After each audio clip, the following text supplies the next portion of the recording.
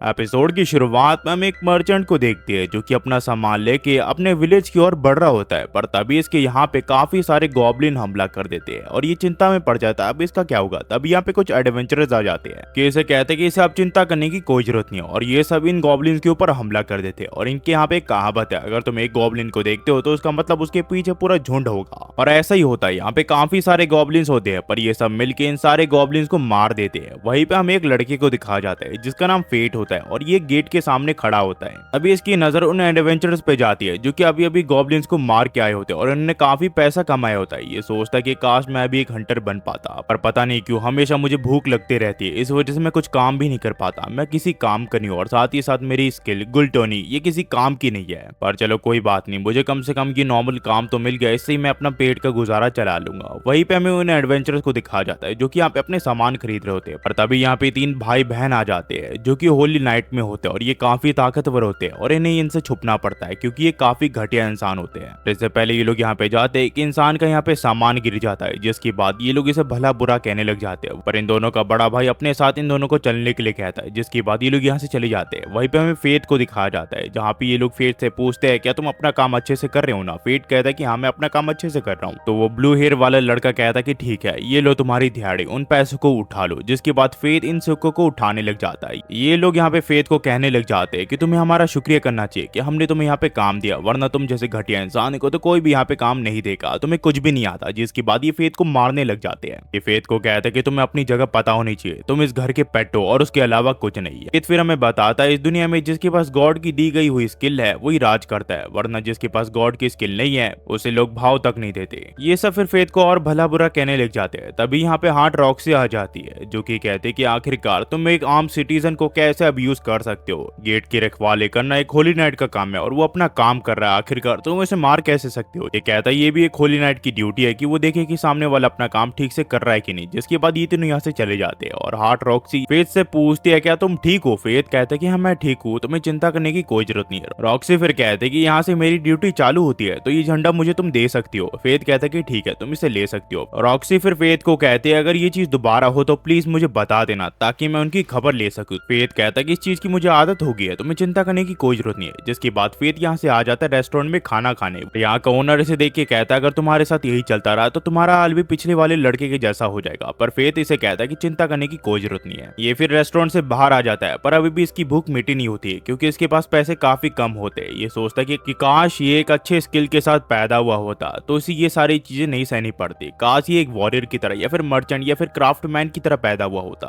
अब जो हो गया उसे फेथ नहीं बदल सकता। पर तभी फेथ की नजर कुछ लोगों पे जाती है जो कि यहाँ पे कैसल के अंदर घुस रहे होते हैं। फेथ इस बारे में बताने के लिए रॉक्सी के यहाँ पे चले जाता है। वो उसे कहता है कि कुछ लोग दीवार फांद के कैसल के अंदर घुस चुके हैं। रॉक्सी फिर फेथ को ये झंडा दे देती है और कहती है कि तुम यहीं पे रुको, मैं कुछ ही देर में आई। और कुछ ही देर बाद उन थीफ्स में से एक थीफ आ जाता है जिसका हाथ रॉक्सी ने काट दिया होता है। यहाँ पे फेथ इससे लड़ने का फैसला करता है क्योंकि इसका एक हाथ कट चुका होता है। जैसे ही वो थीफ इसके ऊपर हमला करने के लिए आता है फेथ इस वेपन को उसके छाती के आर पार कर देता है, जिसके बाद वो मारा जाता है। पर इस वजह से फेथ का ग्लूटोनी स्किल एक्टिवेट हो जाता है, साथ ही साथ उसके स्टेटस भी इंक्रीज हो जाता है और उसे एक आइडेंटिफाई स्किल मिल जाती है और साथ ही साथ टेलीपैथी। फेथ समझ नहीं पाता कि आखिरकार इतने सालों के बाद इसका ग्लूटोनी स्किल कैसे एक्टिव हुआ। तभी यहाँ पे रॉक्सी आ जाती है जो कि फेथ से पूछती है क्या तुम ठीक तो हो ना। फेथ कहता है कि हाँ मैं बिल्कुल ठीक हूँ। रॉक्सी जब इसका हाथ पकड़ती है तो ये देखता है कि रॉक्सी की मन की बात पढ़ पा रहा होता है। जिसके बाद रॉक्सी से कहते हैं कि आज यहाँ पे जो भी हो इस चीज की रिपोर्ट मुझे अपने सुपीरियर्स को देनी पड़ेगी। तो फेथ इसे कहता है कि इसे मारने का क्रेडिट तुम ले सकती हो रॉक्सी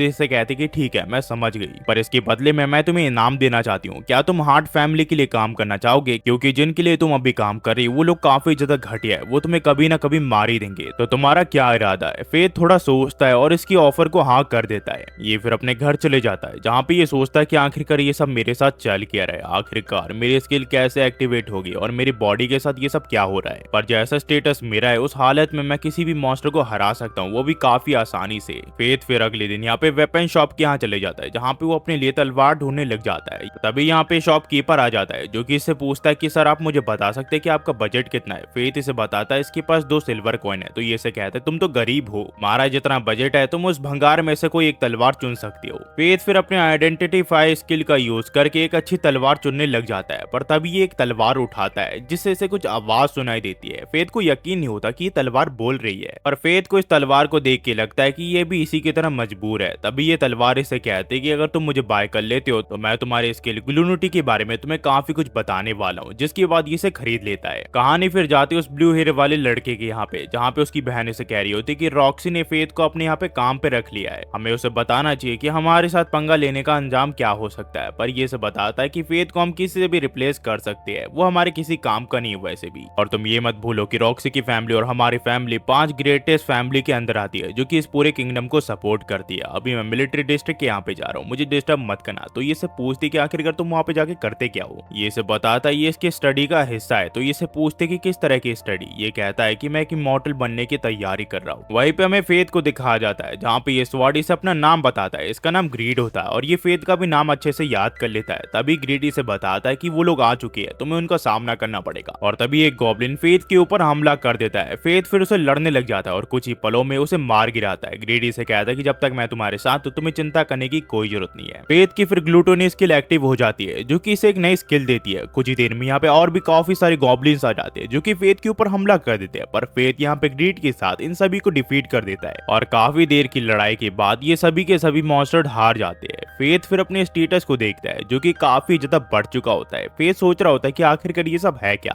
और साथ ही साथ मुझे आज ज्यादा भूख भी नहीं लग रही, आखिरकार आज ये सब हो क्या रहा है। ग्रीड मुझे लगा था कि तुम एक ही स्किल के साथ पैदा हुए हो, पर तुम्हारे पास काफी सारी स्किल आ चुकी है। ग्रीड कहता है ये तुम्हारे ग्लूटोनी स्किल का कमाल है, तुम्हारे ग्लूटोनी स्किल की वजह से मुझे काफी सारी स्किल मिली है। दरअसल नॉर्मल में क्या होता है कि तुम दूसरों को मारते हो और अपनी स्किल गेन करते हो, और ग्लूटोनी स्किल के साथ ये बिल्कुल अलग है। तुम उनके स्किल छीन लेते हो जिन्हें तुम मारते हो या फिर डिफीट कर देते हो। इससे तुम्हारा लेवल तो नहीं बढ़ता, पर तुम्हें काफी सारा एक्सपीरियंस मिलता है और साथ ही साथ तुम्हें नई नई स्किल मिलती रहती है। फेथ फिर इसे पूछता है कि आखिरकार तुम्हें मेरे स्किल के बारे में इतना कुछ कैसे पता है। ग्रीड इसे कहता है क्योंकि हम दोनों एक ही नाव के पे सवार है। तभी ये दोनों देखते हैं कि इनकी तरफ कुछ एडवेंचरस बढ़ रहे होते हैं। ग्रीड फिर इसे बताता है कि तुम्हारी इसकी रेयर स्किल है और मेरे हिसाब से तुम नहीं चाहते होंगे कि दूसरों को तुम्हारे स्किल के बारे में पता चले। फेथ इससे पूछता है कि ऐसा क्यों। ग्रीड इसे बताता है कि जो तुम्हारा स्किल है वो डिवाइन लॉज को तोड़ने के लिए बना हुआ है। तो फेथ कहता है इसका मतलब अगर मैं अकेले ही लड़ूं तो बेहतर रहेगा। पर ग्रीड कहता है कि तुम अकेले नहीं हो, मैं तुम्हारे साथ हूं। तो फेथ कहता है इसका मतलब तुम मुझे अपने मास्टर के तौर पर एक्सेप्ट कर रहे हो। ये कहते तुम ऐसे भी समझ सकते हो। जिसके बाद फेथ यहाँ से जाने लग जाता है, पर ग्रीड इसे कहता है कि सारे गॉब्लिन्स की आंखें कलेक्ट कर लो। और फेथ ऐसे ही करता है और सिटी जाने के बाद ये सारे गॉब्लिन्स की आंखें बेच देता है, जिसके बाद इसे 3 सिल्वर कॉइंस मिलते हैं। और इतने पैसे मिलने के बाद फेथ यहाँ पे अच्छा खाने का फैसला करता है। पर तभी यहाँ पे इसकी टक्कर किसी से हो जाती है। वो कहता है क्या तुम अंधे हो। ये कहता है कि मुझे माफ कर दो। पर तभी फेथ की नजर एक बच्ची पे जाती है, जिसका हाथ उस आदमी ने पकड़ रखा होता है। ये लड़की फेथ का हाथ पकड़ लेती है, जिससे से पता चल जाता है कि ये आदमी एक किडनैपर है। ग्रीड फिर फेथ से पूछता है कि आखिरकार वो करने क्या वाला है। फेथ इसे कहता है कि उस लड़की की मैं मदद करने वाला हूँ। वहीं पे हमें उस आदमी को दिखाया जाता है, जो कि इस लड़की को कहता है कि तुम एक होली नाइट की अब खिलौनी बनने वाली हो। ये सारी चीजें फेथ चुपके से देख रहा होता है। ग्रीड इसे कहता है ये हमारा लास्ट चांस है, हम वापस जा सकते हैं। पर फेथ इसे कहता है कि मैंने खुद से एक फैसला किया था कि अगर मुझे अच्छी स्किल मिली तो मैं उनकी मदद करूंगा जिन्हें मदद की जरूरत होगी। और यहाँ से जो कहानी है वो तो भी कंटिन्यू जाती है। अगर आप यहाँ तक देख रहे हो तो प्लीज लाइक, सब्सक्राइब और कमेंट करना मत भूलना। ये कहानी की पहला एपिसोड है, तो आपको पहला एपिसोड कैसे लगा कैसे नहीं प्लीज कमेंट में बताना मत भूलना। और हाँ गाइस, इसका अगला एपिसोड अगले हफ्ते आएगा। जब तक के लिए वेट कीजिए और देखते रहिए मूवी बॉय रिकैप। और हाँ गाइस, जाने से पहले आपको बता देना चाहता हूँ कि मैं काफी सारे एनिमीज इस महीने लाने वाला हूँ, तो तब तक के लिए वेट कीजिए। और हाँ, ब्लैक क्लोवर भी जल्दी आ जाएगी, उसका अगला पार्ट यानी कि, तो बस उसके लिए वेट कीजिए। आखिर में जाते हुए क्या कहूंगा, thanks for watching. Next video मिलते हैं, होपफुली आप सब बेहतर होंगे।